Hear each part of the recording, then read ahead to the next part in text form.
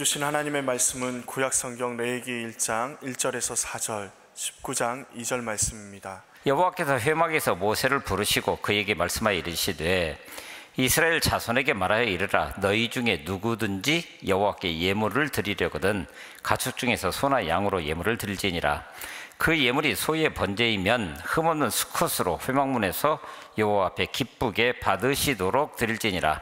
그는 번제물의 머리에 안수할지니 그를 위하여 기쁘게 받으심이 되어 그를 위하여 속죄가 될 것임이라. 너는 이스라엘 자손의 온 회중에게 말하여 이르라. 너희는 거룩하라. 이는 나 여호와 너희 하나님이 거룩함이니라. 아멘. 우리 하나님이 이 땅 가운데 행하신 그 놀라운 역사들을 마음에 새기시면서 그것을 몸과 마음에 새겨 내 신앙생활의 모습을 점검해가는 그야말로 예수 그리스도의 고난이 내 몸에 흔적으로 남는 귀한 역사를 이루어가는 시간인 줄로 압니다. 지난 6일 날 저녁 9시 뉴스, 이것은 CNN입니다. 간판 앵커인 크리스 쿠오모가 뉴스를 진행하기 위해서 나왔는데 세상 사람들이 깜짝 놀랐습니다. 바로 이마에 검은 십자가가 그려져 있었기 때문입니다.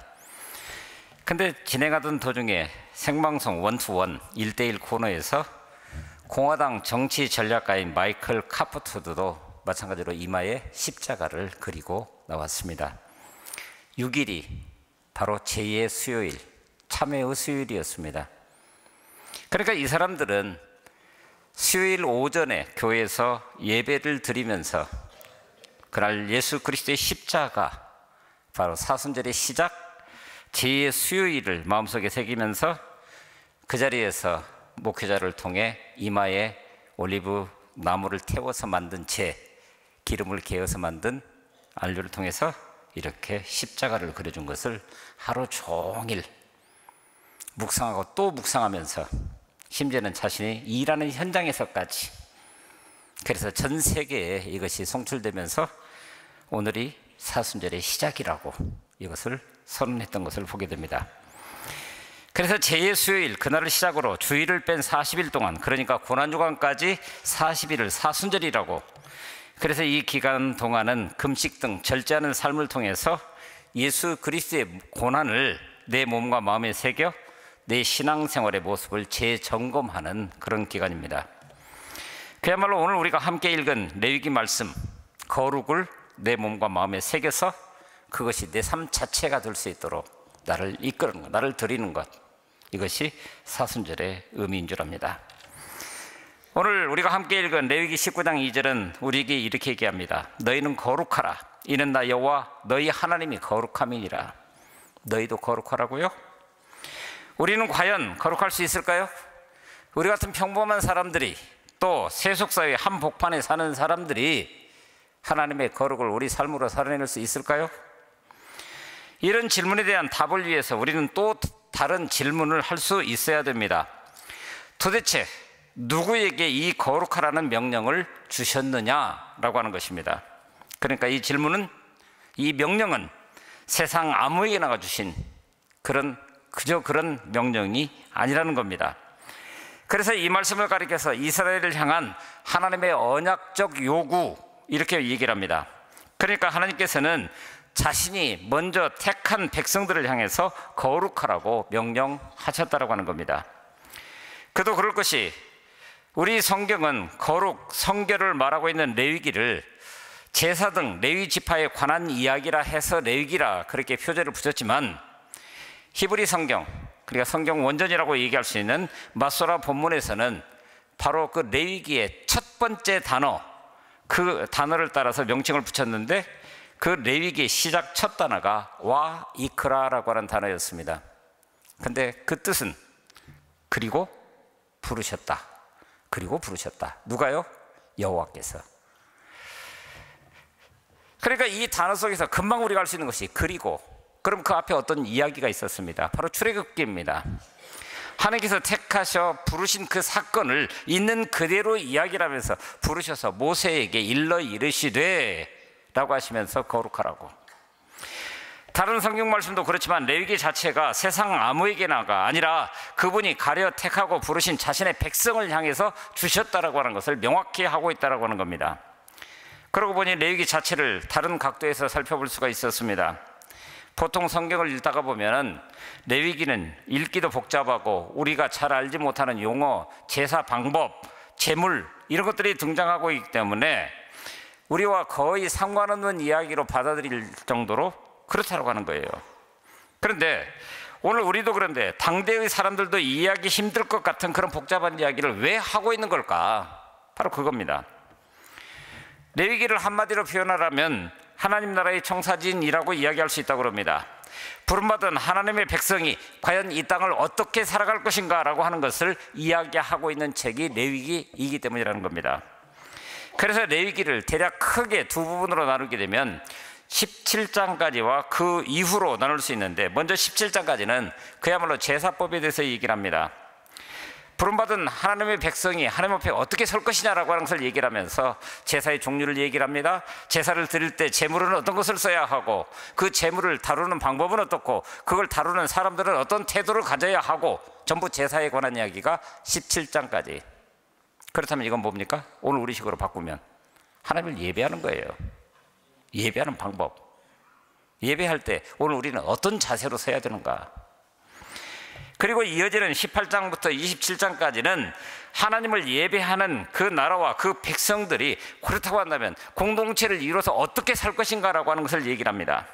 바로 그 핵심에 거룩이 있고, 그리고 그 바탕에는 이웃사랑이라고 하는, 우리가 복음의 핵심이라고 표현하는 하나님의 사랑과 이웃사랑에 대해서 이야기하고 있는 것이 나머지 부분이라는 겁니다. 그래서 레위기 11장 45절은 이것을 종합해서 나는 너희의 하나님이 되려고 너희를 애굽 땅에서 인도하여 낸 여호와라. 내가 거룩하니 너희도 거룩할지니라. 이렇게 말씀하십니다. 그러니까 하나님께서 이스라엘 백성들을 애굽에서 구원하신 목적 자체가 거룩한 백성을 삼고자 함에 있었다라고 이야기를 하는 겁니다. 다시 말하면 거룩한 백성을 삼고자 부르셨기 때문에 그에 합당하게 너희도 거룩해야 한다. 바로 그것입니다. 그러니 마찬가지로 적어도 저와 여러분 모두가 그렇게 부름받은 하나님의 백성이라고 한다면 물론 거룩할 수 있습니다. 거룩할 수 없는데 하나님께서 거룩하라고 명령하시지는 않았을 거란 말입니다. 무엇보다도 거룩하라고 하는 이것이 하나님의 백성다운 특성이기 때문에 오늘 우리가 마땅히 거룩해야 하고, 그러므로 하나님의 음성이 우리 귀에 들려졌다고 한다면, 적어도 믿는 우리라고 한다면 그것을 향해서 나아가는 우리의 삶이 결단되어야 하는 겁니다. 그러면 거룩이란 무엇이며 어떻게 거룩할 수 있습니까? 일반적으로 우리는 거룩을 성스러운 어떤 장소, 성스러운 어떤 생태, 상태, 또는 성스러운 어떤 행위, 이런 것들로 이해를 합니다. 그래서 교회를 가리켜서 여전히 성전이라고 얘기를 합니다. 그리고 여기에 나와 있는 강대상이니 이런 모든 것들을 성물이라고 표현합니다. 그렇게 거룩한 것이 되어버리니까 상황이 변해서 예배의 환경이 변하고 해도 그 자리를 요지부동 지키는 것이 마땅히 해야 하는 것처럼 그렇게 받아들이는 것이 바로 성스럽다라고 하는 의미를 가지고 있는 그 물건이라는 거예요. 그런데 성경에서 말하고 있는 거룩은 이와는 좀 다른 개념을 이야기를 합니다. 성서 원어에서 이 거룩이라는 말은 카도시라고 하는 단어를 쓰고 있는데, 이 말의 원뜻은 구별되다라고 하는 것을 이야기를 합니다. 그러니까 성경이 말씀하는 거룩이라는 의미는 성스럽다라고 하는 것에 초점이 맞춰진 것이 아니라 구별되다라고 하는 점에 초점을 맞추고 있는 겁니다. 그렇다면 구별된다는 것은 무엇입니까? 왜 구별되며 어떻게 구별되어야 하는 걸까요? 이를테면 성경에 거룩이라고 하는 말이 처음 등장하는 것이 창세기 2장 3절입니다. 그 말씀은 이렇게 시작됩니다. 하나님이 그 일곱째 날을 복되게 하사 거룩하게 하셨으니 이는 하나님이 그 창조하시며 만드시던 모든 일을 마치시고 그날에 안식하셨음이니라. 우선 하나님께서 7일을 두고 마지막 일곱째 날을 구별해서 거룩하게 하셨다라고 하는 겁니다. 그리고 이날은 다른 앞에 6일과 달리 창조하시면서 만드시던 모든 일을 끝내시고 안식하셨다라고 기록하고 있습니다. 그래 놓고 보니까 이 일곱째 날은 앞에 6일과 달리 원래부터 특별한 날이었던가요? 이를테면은 그날은 갑자기 하늘에 해가 2개가 떠서 밝음이라고 하는 것이 2배가 되었습니까? 아니면 그날은 오늘 우리가 통상 이해하는 하루 24시간이 아니라 26시간이나 28시간쯤이 되어서 좀 더 길어진 그런 날들이었습니까? 그래서 특별한 날이 됐습니까? 아니요. 똑같은 날이었습니다. 그렇지만 이 날이 그 앞에 6일 다른 날들과 구별되는 점이 2가지가 있었습니다. 첫째는 하나님께서 이 날을 따로 택하셔서 거룩하게 하셨다라고 하는 겁니다. 남달라서 구별된 것이 아닙니다. 하나님께서 선택하셨기 때문에 구별된 것입니다. 또한 하나님께서는 이 날을 특별하게 대하셨다라고 하는 겁니다. 이 날에는 다른 날과 달리 일하지 않으시고 하나님 스스로가 안식하셨습니다. 그러니까 그날만큼은 하나님께서 특별한 일을 하신 거예요. 이것을 오늘 우리에게 있는 그대로 적용해 보자면, 저나 여러분 우리 모두가 다 거룩한 사람 아무도 없습니다. 성경이 말하고 있는 대로 세상에 의인은 없나니 하나도 없다고 그랬으니까요. 그러니까 저나 여러분들이나 둘 다 그저 그런 평범한 사람들입니다. 그런데 오늘 우리가 어떤 사람입니까? 사도 바울이 로마서 1장에서 이야기하고 있는 것처럼 로마에서 하나님의 사랑을 받고 성도로 부르심을 받은 모든 자라고 로마 교회의 성도들을 얘기를 합니다. 보십시오. 로마에서. 그럼 똑같이 오늘 우리는 대한민국 순천에서 하나님의 사랑을 받고, 로마나 순천이나 똑같이 하나님의 사랑을 받고, 그리고 성도로 부르심을 받은 모든 자, 그게 저와 여러분들입니다. 그러므로 하나님께서 오늘 우리를 주권적으로 택하여 부르셨고 오늘 우리를 특별하게 대하셨다라고 하는 겁니다. 바로 하나님의 자녀들은 권세를 주셨다라고 하는 것. 그러니까 구별된 존재요, 성도인 것입니다. 사랑하는 성도 여러분, 저와 여러분 모두가 성도, 그야말로 거룩한 무리 중에 하나입니다. 왜 성도입니까? 이유가 없습니다. 하나님께서 그렇게 부르셨기 때문입니다. 하나님께서 택해주셨고 하나님의 자녀로 대해주셨고 그야말로 특별한 존재로 오늘 우리를 세워주셨기 때문에, 그래서 거룩한 무리가 된 겁니다. 그런데 우리가 여기에서 깊이 봐야 될 것은 그 성도가 살아가는 삶의 현장이 어디냐라고 하는 거예요. 거기서도 성도입니까? 교회 나올 때만요? 거기서도.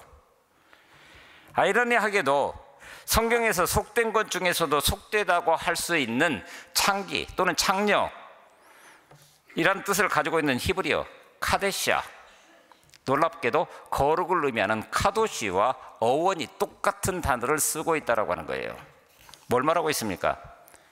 거룩한 것과 속된 것의 차이는 종이 한 장 차이라는 거예요. 인간은 이러한 양면성을 공유하고 있다는 것을 말합니다. 그래서 오늘 우리는 은연중에 이분화시켜서 교회는 거룩한 것이고 세상은 그렇지 못하고, 그렇습니까? 하나님은 이스라엘 백성들에게 거룩할 것을 요구하지만 여전히 그들의 삶은 세상 속에 있습니다. 그러므로 세상을 떠나서 거룩함을 찾으려는 것은 상대적으로 쉬울 수도 있습니다. 그저 교회에 올 때만 거룩하면 되니까. 그런데 아브라함 카이퍼라고 하는 신학자는 이 세상을 거룩과 세속으로 이원화시키고, 그러니까 교회는 거룩하고 세상은 그렇지 못하고, 그래서 이 세상에서 도피하려고 하는 종교적 은둔주의 내지 종교적 도피주의를 가리켜서 반성서적이라 그렇게 얘기를 했습니다.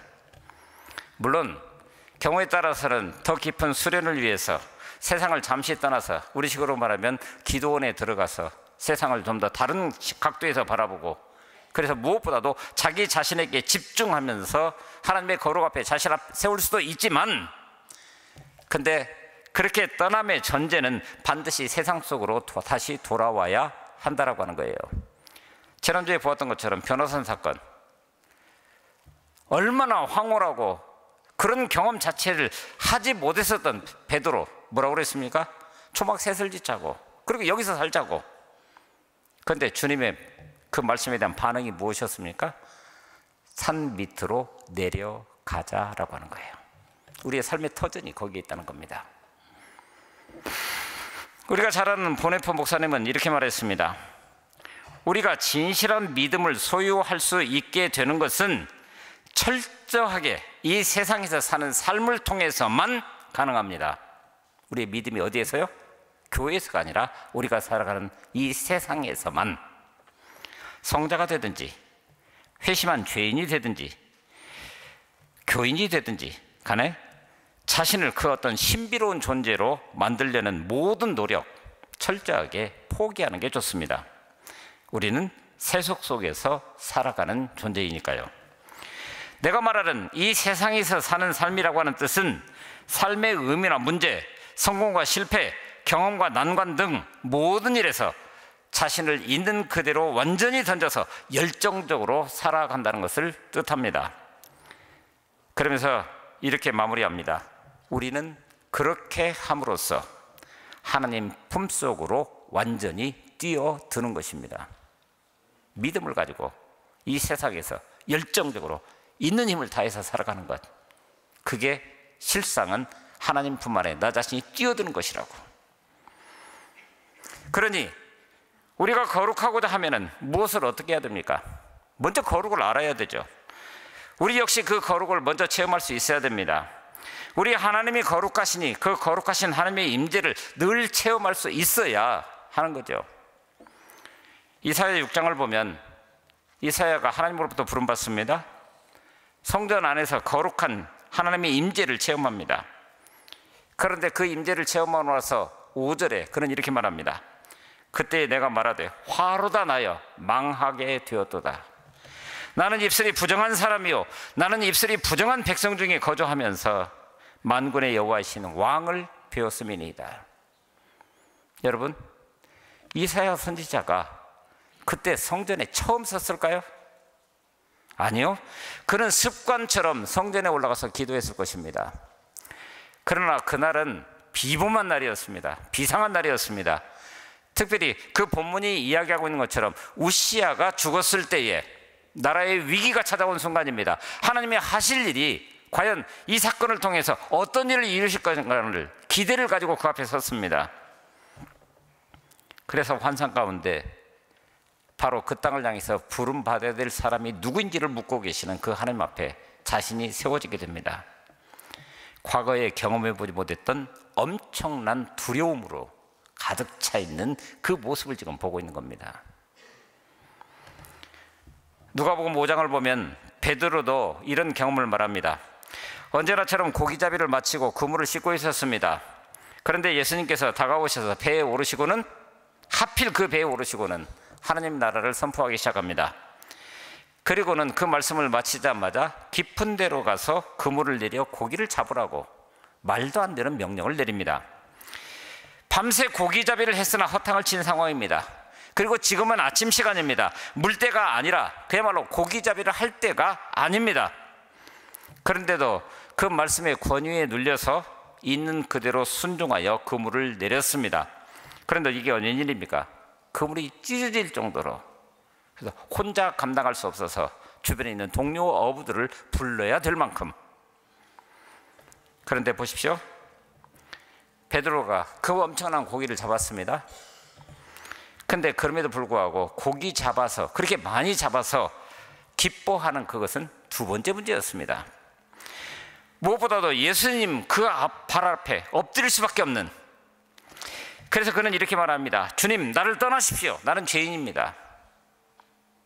바로 하나님의 임재를 예수 그리스도를 통해서 경험하자마자 그는 자신의 전 존재를 있는 그대로 깨달아 알면서 하나님 앞에 엎드릴 수밖에 없는 존재라고 하는 것을 알았던 거예요.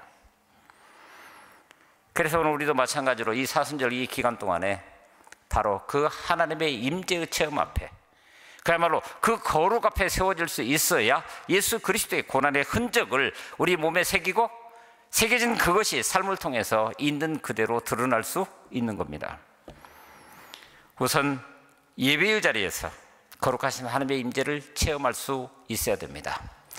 삶의 현장 속에서 하나님의 임재 앞에 세워질 수 있다고 한다면 얼마나 좋겠습니까? 그러나 복잡 다단한 세상 속에서 하나님의 임재를 경험한다라고 하는 것은 쉬운 일이 아닙니다. 그러므로 예배를 사모할 수 있어야 됩니다. 주일 예배만이 아니라 주일 오후 찬양 예배도, 때때로는 수요 기도에도 때때로는 우리가 늘 기도하는 것처럼 하루의 첫 시간을 하나님 앞에 올려드리면서 새벽 기도에 자신의 모든 것을 드릴 수 있어야 됩니다. 하나님의 임재를 체험하기 위해서도. 두 번째는 말씀 앞에서 거룩하신 하나님의 임재를 체험할 수 있어야 됩니다. 하나님은 말씀하시는 분이십니다. 우리 귀에 들을 수 있도록 그 말씀을 들려주시는 분이십니다. 듣고 안 듣고는 저와 여러분들의 몫입니다. 우리는 기도 가운데서 거룩하신 하나님의 임재를 체험할 수 있어야 됩니다. 그래서 결국은 우리가 살아가는 삶의 현장에서 매 순간순간이 하나님의 임재 앞에 세워져가는 순간이 될 수 있어야 됩니다. 그런데 가능합니까? 그렇게 할 수 있는 비결이라도 있는 걸까요? 놀랍게도 사도 바울은 고린도 교회의 성도들에게 이것을 딱 한마디로 요약합니다. 그리스도의 사랑이 나를 강권하시는도다. 근데 거기에서 강권하다라고 하는 이 말이 그냥 강제로 권하는 이 정도 수준이 아닙니다. 성사 원문에서 그 단어의 뜻은 휘어잡았습니다, 그런 뜻입니다. 내가 어떻게 해볼 수 있는 상황이 아닙니다. 하나님의 그 사랑이, 그리스도를 통한 그 하나님의 사랑이 나를 휘어잡았기 때문에 내가 꼼짝 못하는 그런 상태가 되었다고 하는 거예요. 그래서 신앙을 가리켜서 어떤 신학자는 궁극적 관심에 사로잡힌 상태, 이렇게 좀 학문적인 용어로 표현을 했습니다. 뭔가에 사로잡힌다라고 하는 것은 나의 의지와는 상관이 없는 일입니다. 그 순간은 우리에게 운명처럼 다가옵니다. 오늘 우리가 다 경험했다시피 사랑에 빠진 이들을 한번 보십시다. 어제도 잠깐 결혼 상담을 했는데 상담하는 과정에서 느끼는 게 그거예요. 어디 갔다 이제 나타났나. 그런데 보십시오. 사랑에 빠지게 되면은 세상에 그 많은 사람들이 보이지 않습니다. 오직 유일한 이 사람만 보입니다. 세상은 오직 그를 중심으로 해서 재편됩니다. 그러다 보니까 객관적인 시각에서 바라보면서 부모네가 조금 더 깊이 있게 생각해라, 뭐 하면서 뭐 조언을 하고 뭐하고 해도 아랑곳하지 않습니다. 콩깍지가 씌었다고 그러죠. 바로 남들이 보기에 이상해 보여도 그게 사랑의 체험이고 경험입니다. 사람들은 저마다 다른 것들에 매혹됩니다. 매혹, 그것은 우리가 벗어날 수 없는 굴레이기도 합니다. 그러면 오늘 우리 믿음의 사람은요, 무엇에 매여 있는 사람입니까? 바로 그리스도의 사랑에 사로잡힌 사람들입니다. 바울은 그래서 우리가 미쳤다고 하면 하나님께 미친 것이고 정신이 온전하다 하면 여러분을 두고 온전한 것이다, 이렇게 표현했습니다. 하나님의 뜻대로 사는 것 이외에는 바울에게 가치 있는 것이 하나도 없다라고 하는 그런 표현입니다. 그 뜻은 바로 이웃들을 내가 먼저 체험한 하나님의 사랑에 휩싸여 있는 그 모습, 그래서 이것을 통해서 진리의 길로 인도하는 것이 내가 할 수 있는 최선의 일이라고 그렇게 고백한 겁니다. 조롱을 당하고 박해를 당하고 죽음의 위협을 당하면서도 바로 이렇게 믿음의 사람들은 한사코 그 길을 걸어갑니다. 바로 사로잡혔기 때문에. 대개의 경우 이 사로잡힘은 영적인 부자유라고 표현할 수 있는, 유하는 것에 사로잡힌 이들은 더 큰 세계를 보지 못하고 자기 세계에서 맴돌고 있는 그런 모습들을 보게 됩니다. 그러나 그 철학자가, 그 신학자가 얘기했던 것처럼 궁극적 관심에 사로잡힌 사람들은 오로지 그것 하나만을 향해서 나아가고 있기 때문에 다른 모든 것에서 오히려 자유한 존재가 된 거예요. 바울 사도는 그래서 로마서 8장에서 세상의 그 어떤 것도 우리를 그리스도의 사랑에서 끊을 수 없다고, 세상에 있으나 세상에 속한 존재가 아니기 때문에 어디에도 얽매이지 아니하고 온전한 자유를 누려갈 수 있는 거예요. 그러니 어떻게 살아요? 디모데서 3장 1절부터 5절까지를 보면 여러분들 귀담아 들어보시기 바랍니다. 오늘 우리 세태가 어떤지. 너는 이것을 알라. 말세에 고통하는 때가 이르러 사람들이 자기를 사랑하며 돈을 사랑하며 자랑하며 교만하며 비방하며 부모를 거역하며 감사하지 아니하며 거룩하지 아니하며 무정하며 원통함을 풀지 아니하며 모함하며 절제하지 못하며 사나우며 선한 것을 좋아하지 아니하며 배신하며 조급하며 자만하며 쾌락을 사랑하기를 하나님 사랑하는 것보다 더하며 경건의 모양은 있으나 경건의 능력은 부인하니. 그 다음에 뭐라고요? 이 같은 자들에게서 네가 돌아서라. 바로 이것입니다. 우리는 이렇게 복잡다단한 세상 한복판에서 살아가지만 이 세상 사람들이 살아가는 삶의 가치 기준, 그런 것들부터 벗어나서 바로 그 삶의 모습에서 되돌이킬 수 있어야 됩니다. 죄의 길에서 돌아서야 됩니다. 음란의 길에서 돌아서야 됩니다. 거짓의 길에서 돌아서야 됩니다. 부정부패의 길에서 돌아설 수 있어야 됩니다. 우리는 거룩을 얘기할 때 바리새파 사람들을 빼놓을 수가 없겠죠. 그들은 그 당대의 사람, 그 누구보다도 거룩한 삶을 살았습니다. 그런데 왜 예수님은 그들을 비난했을까요? 바로 중요한 요소가 빠져있기 때문입니다. 우리에게 거룩하라고 하는 하나님의 명령, 그런데 놀랍게도 시작하면서 말씀드렸던 것처럼 그 바탕에는 하나님의 사랑이 있었습니다. 그러니까 바리새인들은 거룩은 있으되 사랑이 없었습니다. 교만에 빠졌습니다. 하나님 앞에서도까지도 자신을 높이는데 바빴습니다. 사람들에게 시선이 가 있었기 때문이에요. 그런데 오늘 우리는 어떻습니까? 어쩌면 우리도 바리새인들처럼 거룩의 잣대가 분명히 있다고 할 때 그것을 자기 자신에게 들이대기보다는 남에게 들이대기를 더 우선하는 것 아닐까요?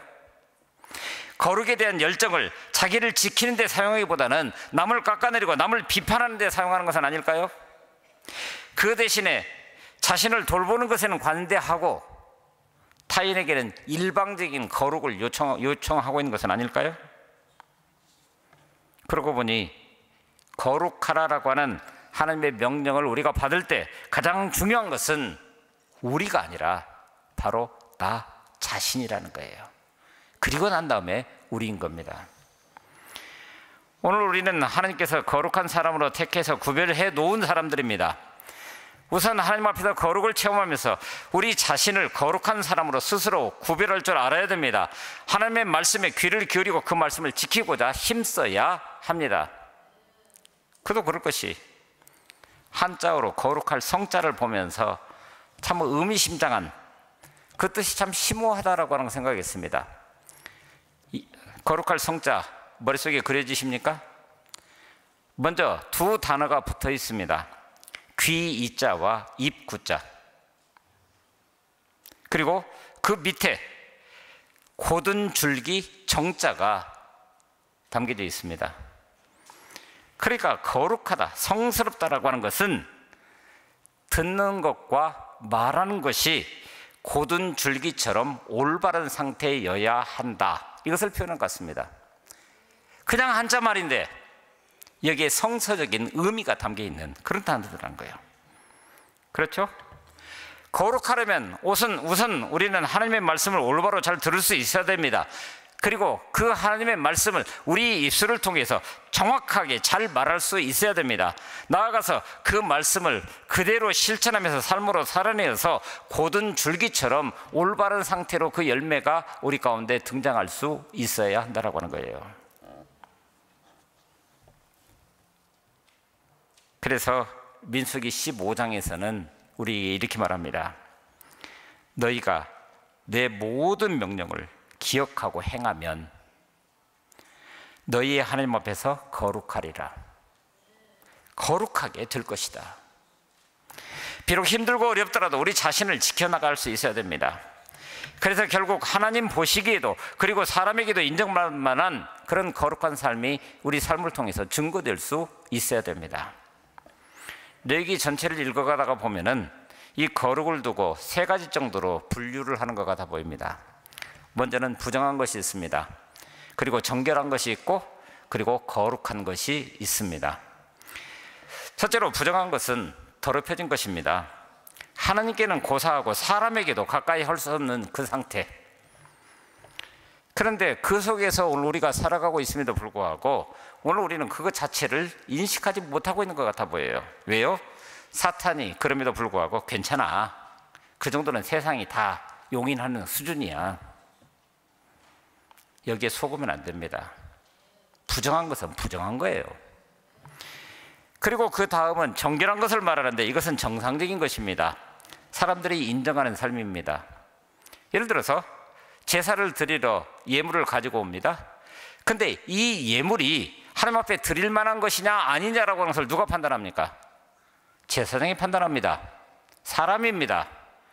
그러다 보니까 예수님 당대에서는 자신의 유익을 위해서 부정한 것을 정하다고 얘기를 하고, 그래서 하나님 앞에 드려지는 예배가 완전히 무너지는 그런 모습을 거기서 보고 있는 거예요. 그래서 오늘 우리가 깊이 있게 생각해야 되는 것은 바로 정결하는 것, 정상적이라고 하는 것, 이것은 사람들이 인정하는 삶을 이야기합니다. 그러나 우리의 목표는 사람이 인정하는 정도가 아닙니다. 착하게 사는 정도가 아니라 그것을 너무 거룩하게, 그야말로 성결하게 사는 것입니다. 사람들이 인정하는 것은 당연하고 하나님이 인정하는 삶이 최종 목표가 될 수 있어야 됩니다. 왜요? 거룩한 것은 사람에게 속한 것이 아니기 때문입니다.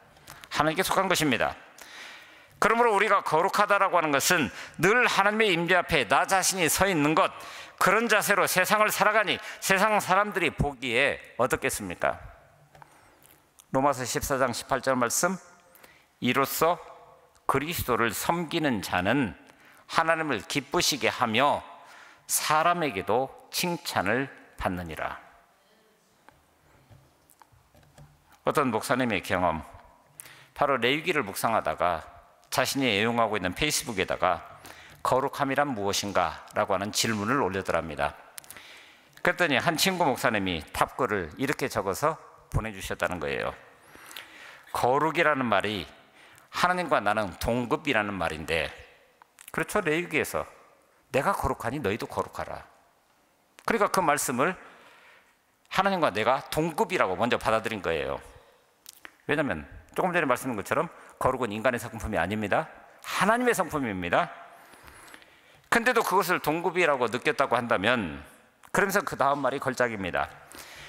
우리 인생이란 그거 한번 해보자 하고 일어서는 것 아니겠느냐.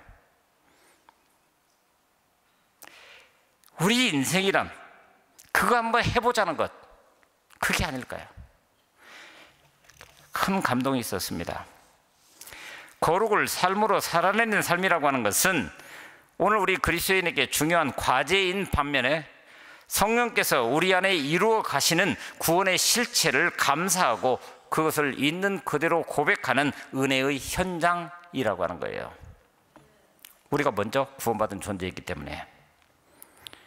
그러므로 거룩하게 되는 과정은 단순히 구원받은 것에 만족하지 않고 끊임없이 자라가서 그리스도의 모습을 닮아가는 것, 바로 예수 그리스도의 십자가 그 고난의 흔적을 내 몸에 새겨가는 것.